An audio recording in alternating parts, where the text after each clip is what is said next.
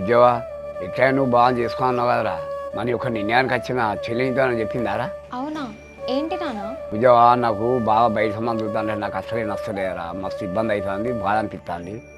చెల్లినే బాగుకిచ్చి పెళ్లి చేద్దాం అనుకుంటాను అందుకని చెప్పిందారా? అవునా నాన్న? ఇక నేను చెప్పేదేముందే, అంత నీ ఇష్టం.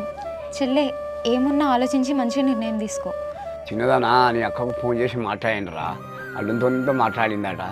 మరి అక్క అయితే ఓకే అనేది, మరి నువ్వు ఓకే అంటే నేను అక్కతో మాట్లాడతా. నాన్న ఎన్ని రోజులు అక్క పెళ్లి తర్వాత నా పెళ్ళి అని చెప్పేసి నా పెళ్లి గురించి నేను ఏం ఆలోచించలేదు. కానీ ఇప్పుడు నువ్వు బావకి నాకు పెళ్ళి అనేసరికి ఏం చెప్పాలో అర్థమైతే లేదు. ఉద్యోగా ఇప్పుడు బావ కూడా 29-30 సంవత్సరాలు వచ్చినాయిరా, ఏజ్ కూడా అయిపోతుంది. అందుకే నువ్వు తొందరపడి నిర్ణయం తీసుకుంటే నువ్వు ఓకే అంటే నీ బావతో ఏదైనా విషయం మాట్లాడతా. నాన్న ఇప్పటివరకు నువ్వు చెప్పిన మాట నేను ఏది కాదనలేదు. ఇక నీ ఇష్టమే నా ఇష్టం. విజయవా నువ్వు బాధపడాలని అంటలేనురా. ఇప్పుడు బావకి నేను పెళ్లి చేసింది అనుకో, బావ కూడా నా కళ్ళ ముందు ఉంటాడు, నా దగ్గర ఉంటాడు, వత్తలు పోతాడు, నాకు అప్పుడు సంతోషంగా ఉంటుంది. అది నేను ఆలోచించేది. సరే నాన్న, నేను ఒకసారి బావతో మాట్లాడిన తర్వాత ఏ విషయం అనేది నీకు చెప్తా. నువ్వు చిన్నదా అని బలవంతంగా బాధపడితేనేరా, నువ్వు బావతో మంచిగా మాట్లాడి నిమ్మలంగా నీకు ఇష్టం అంటేనే నీ మూమెంట్ తీసుకుంటా. చిన్నదానా అయ్యో అక్క చేసుకుంటే కదా నేను చేసుకుంటే ఎట్లా ఇవన్నీ ఆలోచించకురా. భావన దగ్గరేవాడు, అక్క దగ్గరది కాబట్టి ఎవరు పట్టించుకోరు దీని గురించి. లేదా దాని గురించి కూడా మనం ఆలోచించేది అవసరం లేదు. నేనెందుకు తప్పు అనుకుంటా నాన్న? చెప్పినా కదా నీ ఇష్టమే నా ఇష్టం అని. సరే బిడ్డ, సంతోషం.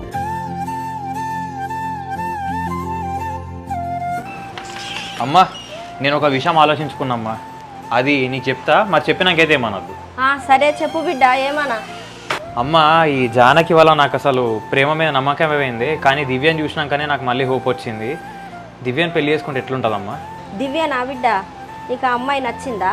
అంటే అమ్మా నువ్వు ఎలాగో బయట సంబంధాలు చూడడం మొదలెట్టావు కదమ్మా, ఎవరినో చేసుకునే బదులు నాకు దివ్యనే చేసుకుంటే బాగుంటుంది అనిపిస్తుంది. సరే తీ బిడ్డ, నీ ఆలోచన మంచిగానే ఉన్నది. కాకపోతే నీకు అత్త మామ ఎవ్వరు లేకుండా అవుతారు. మరి అన్ని బాధ్యతలు నువ్వే తీసుకోవాలి బిడ్డ.